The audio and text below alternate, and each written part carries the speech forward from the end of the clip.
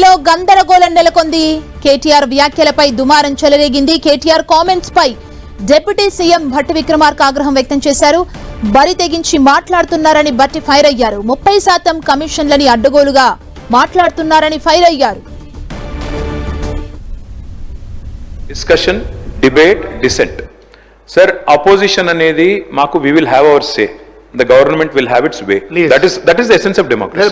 దయచేసి నేను వారిని మిమ్మల్ని కూడా కోరేది సార్, మంత్రులకి సంయమనం ఉండాలి, రిస్ట్రెయింట్ ఉండాల్సింది ట్రెజరీ బెంచెస్ కి. అపోజిషన్ సహజంగానే మేము ప్రభుత్వం చేయని పనులు, ఇస్తానని చెప్పిన మాటలు, హామీలు మేము దయచేసి ప్రకాష్ రెడ్డి స్పీకర్ గారు ఒకటే రిక్వెస్ట్, మంత్రులకి మీరు దయచేసి చెప్పండి. ఇప్పుడు మేము కూడా ప్రొవోక్ చేయాలనుకుంటే మేము కూడా మాట్లాడచ్చు సార్.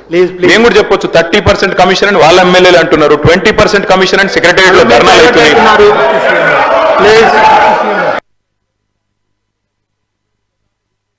మేము ఒక బాధ్యతతో రాజకీయాల్లోకి వచ్చాం. అడ్డగోలుగా మీలాగా రాష్ట్రం మీద పడి బరి తెగించి దోపిడీ చేసుకోవడానికి రాలేదు.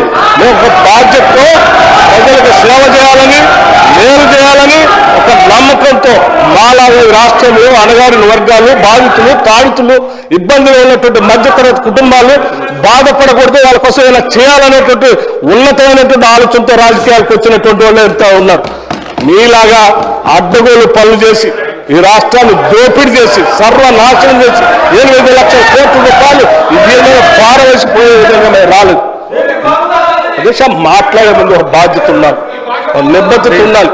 గౌరవ సభ్యులు మాట్లాడేటప్పుడు, ఒక స్టేట్మెంట్ చేసేటప్పుడు ఒళ్ళు దగ్గర పెట్టుకొని మనం మాట్లాడేది కరెక్టా కాదా, ఇది మనం ఏం చేస్తున్నాము నిబద్ధతతో మాట్లాడాలి. ఎంత అధ్యక్షుడి ఏమనుకుంటున్నారు? ఏది పడితే అది మాట్లాడితే చెల్లుతుంది అనుకుంటున్నారా? లేచిన దగ్గర చూస్తున్నాం అధ్యక్ష, ప్రతి స్టేట్మెంట్ ఇట్స్ నాట్ కరెక్ట్ అధ్యక్ష. ఈ హ్యాస్ టు సే అపాలజీ అధ్యక్ష.